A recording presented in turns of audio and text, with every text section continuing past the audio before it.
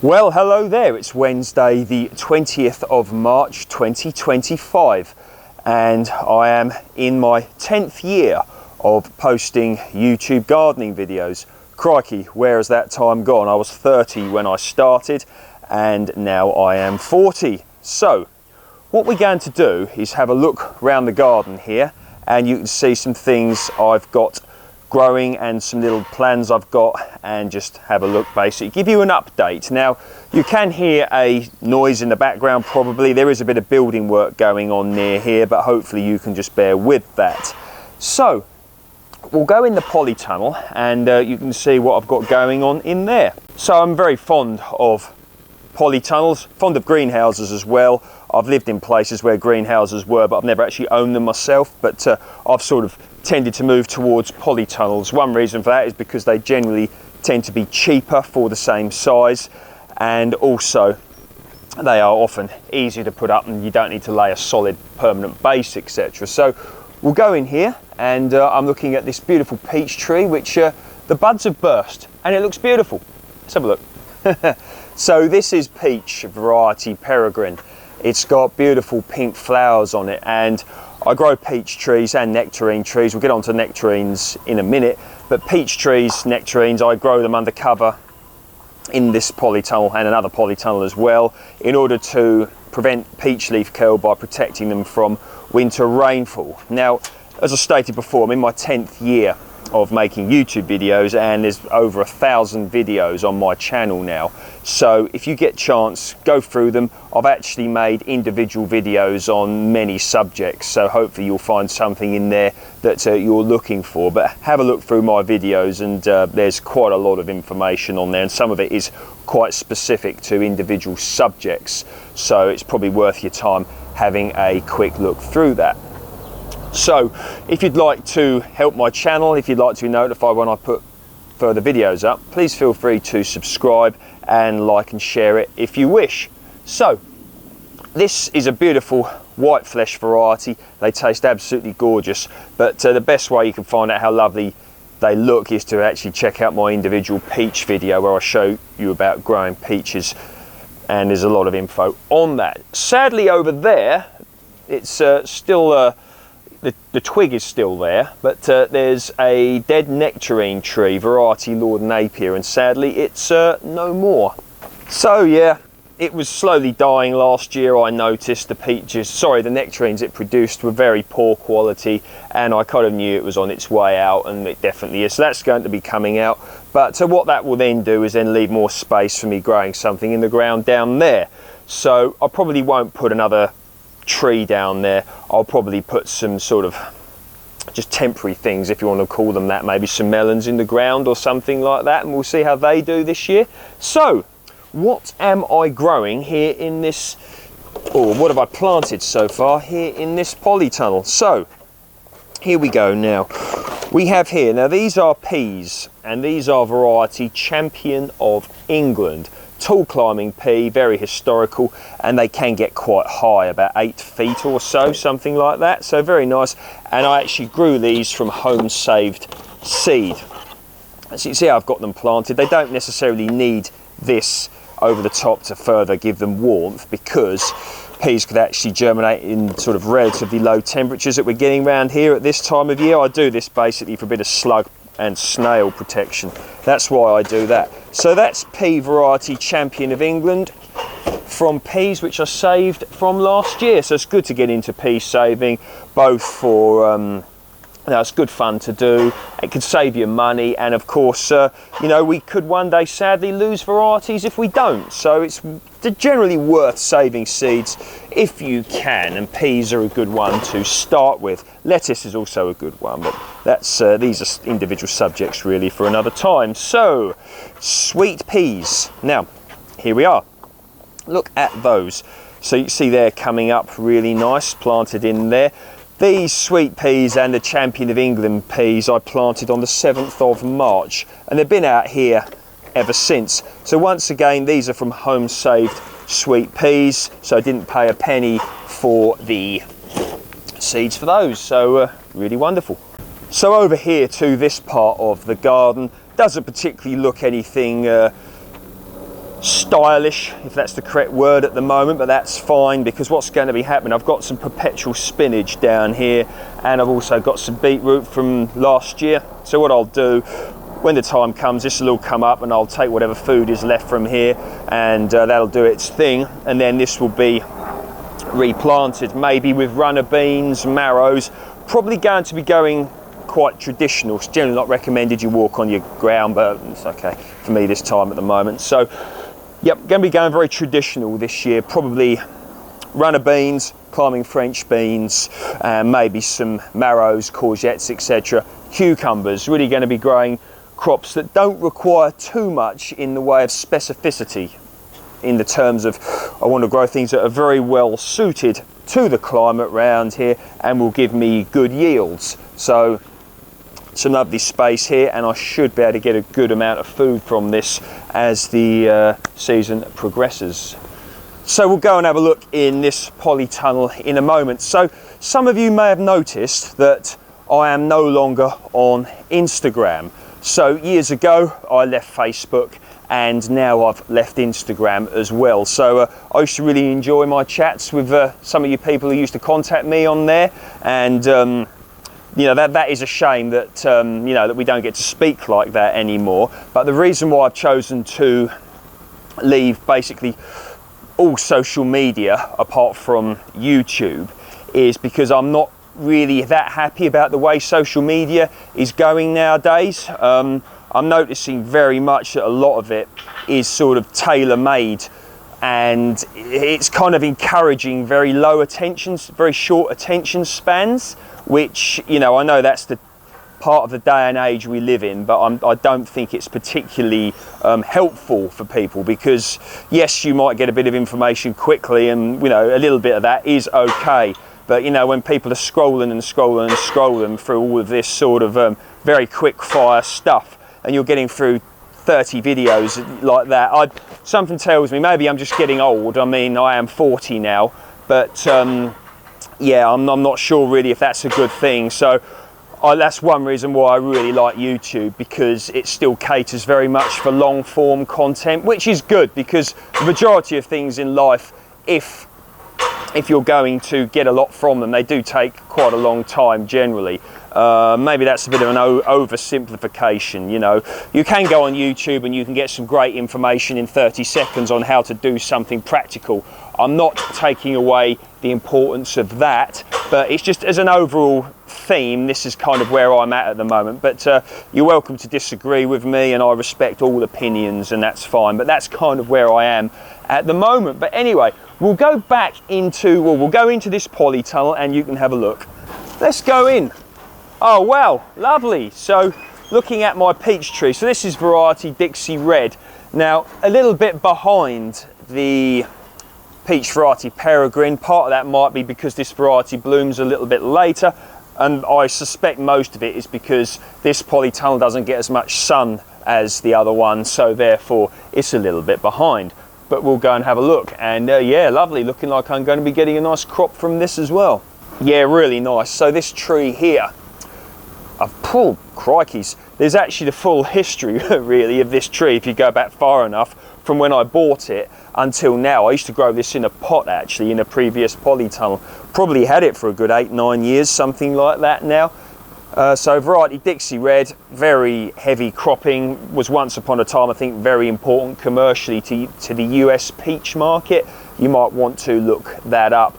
I did look on the internet a few years ago about sourcing more of these trees, and I couldn't actually find it, because a few people have contacted me on in the comment section on YouTube asking me about where I got it from. Well, I got it from Blackmore Nursery, which is a great it's a great nursery. I think it is in Hampshire, and they've got a good website, but even then on their website I couldn't see it anymore, but that was a few years ago. So peach variety Dixie Red, I can very much recommend it, and you know, for those of you who have viewed my channel for a long time, you've seen it year on year give me lovely crops of lovely peaches. So provided you can protect it from peach leaf curl, I strongly recommend this variety if you can get it. If you can't get this variety, you should be able to get Peregrine, like the tree you saw earlier on, and I can strongly recommend that variety.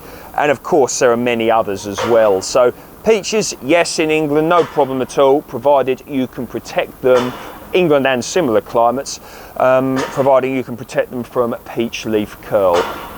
So this part of the garden here, so you can see I've got some soil in these tubs here, and you can see the ground in which I'm going to be planting into. So what am I going to be planting here? Well, we'll see. Maybe perpetual spinach, beetroot, maybe some carrots, etc. Or maybe I might grow some squash this year. Uchikikuri, that's a lovely squash. I really like that one.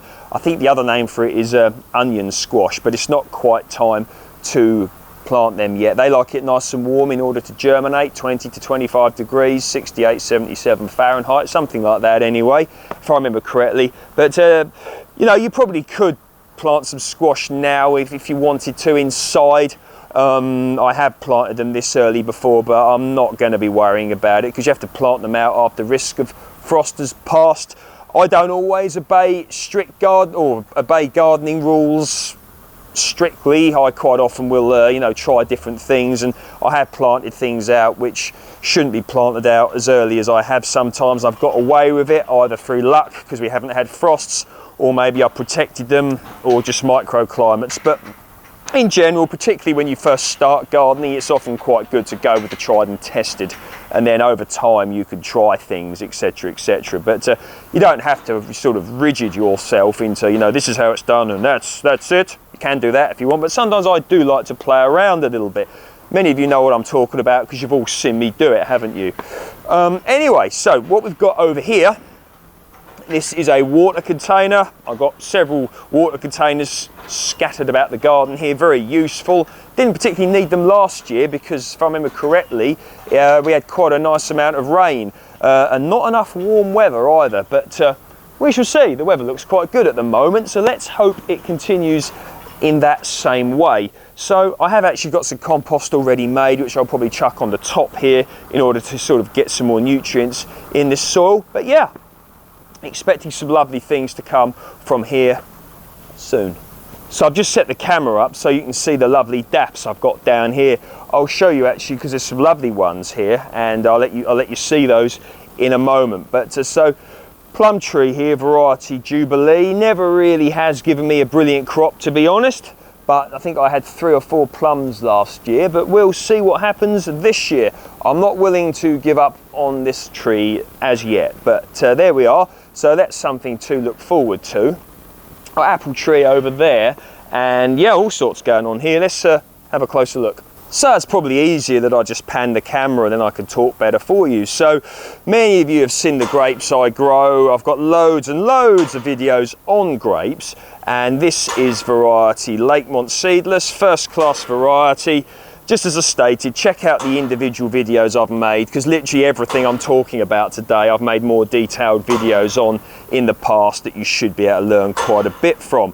This is a pear tree. Once again, I've got all the history of this tree on my channel. I've owned it since I was about 25, 26 years old, and I call it the tree that never grows because it really never really grows that much. I've had it at different addresses, and here it is. It's on Quince C rootstock. So I would have expected it to get a bit bigger than this, but I'm not complaining because with the years it produces absolutely beautiful. And you can see more daffs down here, look gorgeous. Now here, this is a very interesting one. Crikey's is actually getting quite warm now. I'm going to check the temperature in a moment, but yeah, so this is variety Lakemont Seedless. So this grapevine here, I actually took from a cutting some years ago now. Now, you can grow grapes here in the UK and similar climates, no problem. In fact, there are grape varieties I've seen. I'm trying to remember the name of one now. If it comes back to me, I shall share it with you. But I did see a grape variety hardy down to about -40 degrees C, so that's incredibly cold. But anyway, yeah, so Lakemont Seedless, this is a US variety, and the original vine I took this as a cutting from that. And once again, for those of you who have seen many of my older videos, the grape videos, etc., you've probably seen the vine in which this came from. And a really nice thing about my garden now, I moved to this address, I think it was about 8 years ago, something like that. It's really starting to take on sort of a mature garden look to it, which I really like. You know, when gardens look new and they're all sort of, you know, they do look nice, but I really like it now that it's starting to get quite natural. And in terms of fruit, it's incredibly productive. But check out my grape videos. But if you really want to get into the growing of grapes and you've only got room for one vine, Lakemont Seedless, you definitely won't regret. So over here, I've got all sorts going on. And this is an apple tree. This is variety Worcester Pearmain. Once upon a time, it was very important to the UK apple industry. You can still buy it commercially in certain places. I have seen it. I don't think it's grown anywhere, well, it's not grown anywhere near as widely as it once was. I've read up on this anyway. But yeah, there we are. So Worcester Pearmain, it is a nice early ripening apple. If I remember correctly, I've actually had these ready around late July, which is a beautiful time to be getting apples, isn't it? Anyway, now, what we got here, this is Gala. Often people say things about the Gala apple. They say, oh, it's a supermarket variety and tasteless and hard and all that. Well, you know, I'm not sure I necessarily agree with that. I quite like the Gala apple, whether it's grown here or whether it's, you know, I get it from a supermarket or greengrocers or whatever. I do quite like the Gala apple. This tree cost me £4 quite a few years, well, I don't know, 7 years ago, 8 years ago, something like that. That was from Aldi, that was. Sometimes you can buy bargain fruit trees from places. Now, just a little warning with that, they're not, I have bought things in sort of bargain places and indeed a bit more expensive places as well, and it turns out not to be the variety that it states. You are sort of taking a punt, if you will, with certain things. But yeah, in the case of that one, yeah, it was very good indeed. So yeah, if you want to take the risk and you think you might end up with a nice bargain tree, why not? But just bear in mind. So for example, if there was something really specific that I wanted to get and make sure it was what I wanted, I would make sure I did my research. I've always found Blackmore Nursery to be very good. Pomona Fruits, I found them to be very good. Kenmure was very good, but I don't think that exists anymore, which is a shame. Mailordertrees.com was another good one. And there is one more, which Victoriana Nursery too. Yes, these are some other good ones. You'll be able to find sort of information on them on the internet. I've not got links with any of these. I'm not getting any money from recommending their names to you or anything like that. I'm telling you this because I've had good experiences with them. Anyway, let's look at some more. Crikeys. Let's look at some more things and we'll see what we got. So here I've got cherries. So this is variety Stella, first self-fertile variety of cherry to be introduced to the UK. Quite a history on that. You might want to look that one up. It's a lovely tree, produces some very nice crops, you know, year after year. Of course, some years are better than others. That's just how it goes. But here as well we have raspberries, and if I remember correctly, this is variety Golden Queen. So hopefully this year, I mean, these vines are sticks, twigs, whatever you want to call them, canes, are pretty big now. So hopefully get a nice crop from here. Now, interestingly enough, they are quite small. They're not very big. And that's just a variety, so you get plenty of them, but they're not that big. So if you want a nice big raspberry, Golden Queen's probably not the one for you. Once again, do your research, because you know it can save you time. I'm looking at gooseberries. Crikey, gooseberries and currants here as well and everything. Yeah, so make sure you look at what you want. Do your research first, you know, try different varieties of things, you know, before you buy. For example, Stella is a beautiful variety, but I've got Sunburst as well, which we'll have a look, and you might wish to, you know, try. You might like prefer the taste of that one instead. Or maybe if you've got room, you want to have more than one variety. So for example, over there I have an early apple, which is Worcester Pearmain, and then later on in the season comes the Gala. So it can be good to have like a successive ripening period. That can be very good for partial self-sufficiency on a certain thing. That can just be a nice thing to work towards, and so you don't get too much all in one go. And that's kind of a benefit of gardening. that you can get, you can organise your garden so you've got, you know, crops over a successive period, which can be a very positive thing for your growing experience. So here we go. Now I've actually got a container grown or container growing orchard here. Very good option to have if you haven't got much space, you want to keep your trees small, or maybe you rent, maybe you're only going to stay somewhere a certain period of time and you want to take your trees, your plants, whatever with you. Container growing can be a great option for that. So cherry here, variety Sunburst, which I mentioned earlier. Now with regards to, you can see here, I've got a net over it. That keeps the birds off. One good thing is if you want to help if you really want to help the local bird community, and in particular pigeons, if you want to really do something for them, which they'll appreciate, what you do is you grow loads of cherries and you don't cover them up. And if you do that, you can be very satisfied with yourself that you have helped to feed the local pigeon bird population. So if you want to get in with the pigeons, grow loads of cherries and don't cover them up, because they'll eat them and they'll thank you for it. So, you know, we all like to do different things in life. Now down here I have a fig tree which I took from a cut-in a few years ago. Here, Victoria plum, winter gem apple.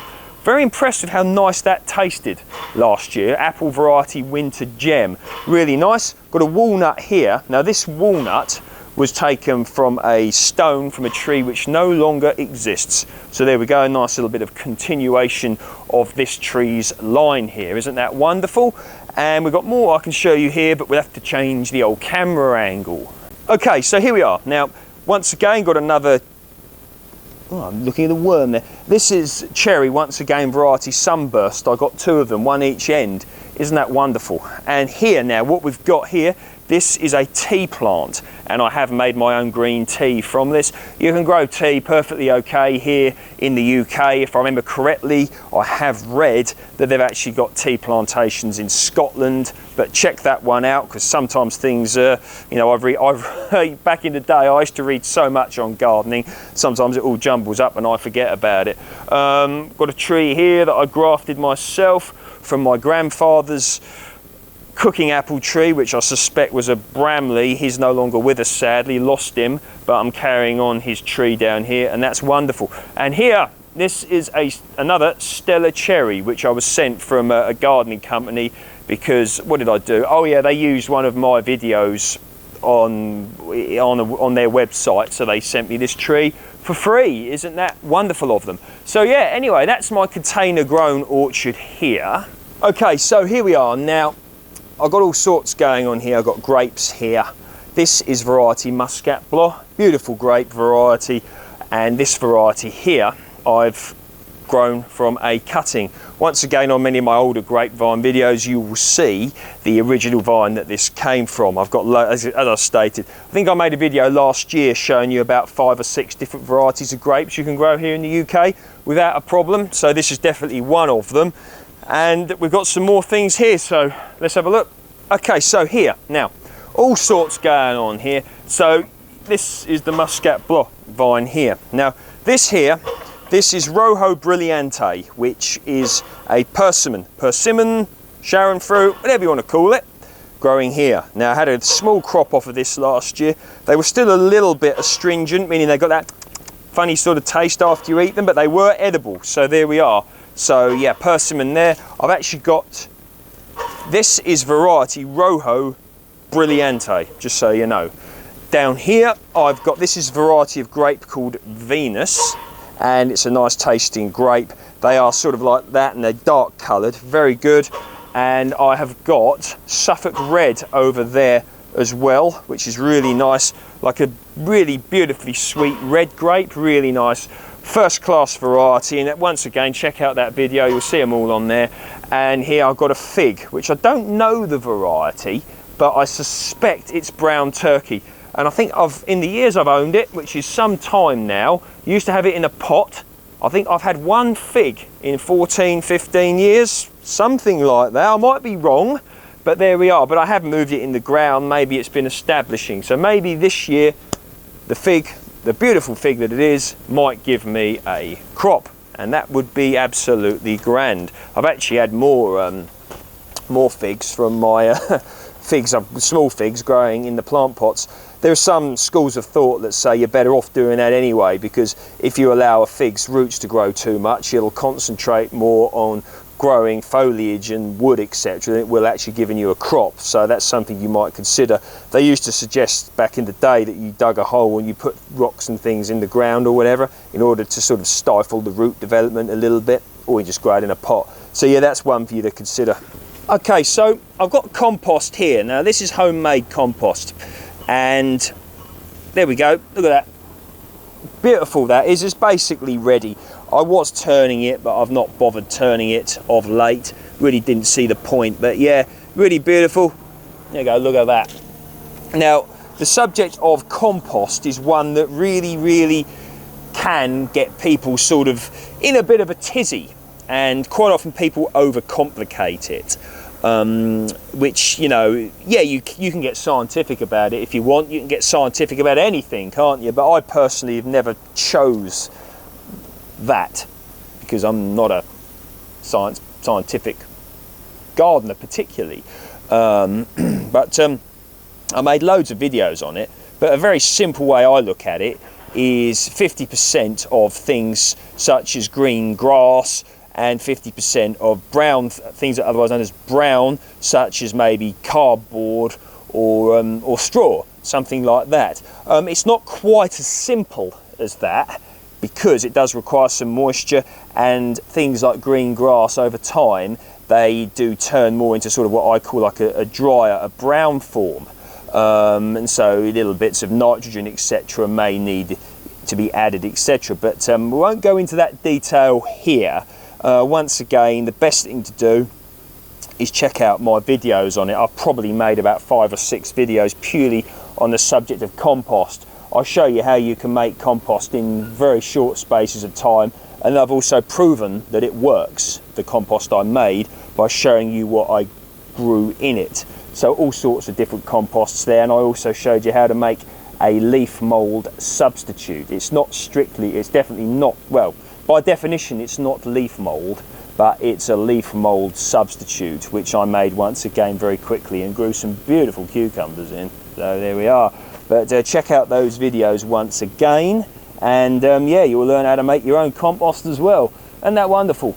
So we have returned back to this area here. Got blueberries, assorted varieties. We'll be going into those in a bit. Guess what? Videos on those as well. Here I've got some onions and garlic, which I planted last year. Grapevine here, variety Rhea.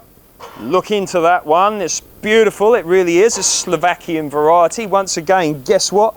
You can find that on the Grape video last year. I've got pineapple guavas here, otherwise known as feijoas. I've got a pomegranate here, variety Provence. Very unlikely to produce edible fruit here, but can produce some nice ornamental ones. So that's wonderful. So there we are. I'm hoping now, after I've had quite a break from YouTube, I've had a lot to do, you know. I've had a variety, shall we say, of things to do, and I'm still doing those things, the varieties. But there we are. So anyway, I'm going to try to upload a video at least once every 2 weeks, especially now because we are in the spring and there will be a lot to be getting on with. And I'm going to try and do some planting videos as well. But planting videos are good, but it's often good in order to have a look at a video that shows you the whole growing season from planting to harvest. And you will also find a lot of those on my channel, like peas, for example. I show you from start to finish from when I used to have my allotment. I've got the same with many brassicas as well. I've got the same with carrots, beetroot, lettuce, crikeys, loads of things. So that will show you, and I go into quite significant detail on those videos. So I think you've worked out that I'm trying to get you to really look into them videos, because you want to learn. It's good to learn about how to grow things, and a good way to do that is seeing the whole process from start to finish, and you can really glean a lot from that. Whereas if you just see a little bit of the start, you can sort of almost like end up sort of getting lost in the process, really, because you know how to plant, but you don't know where to go from there. I think you got me. Anyway, I've actually enjoyed talking to you all, because I've not spoken to you, I've not addressed you all for some time now. And as always, I do appreciate your time. Thank you very much. And I'll see you in the next video.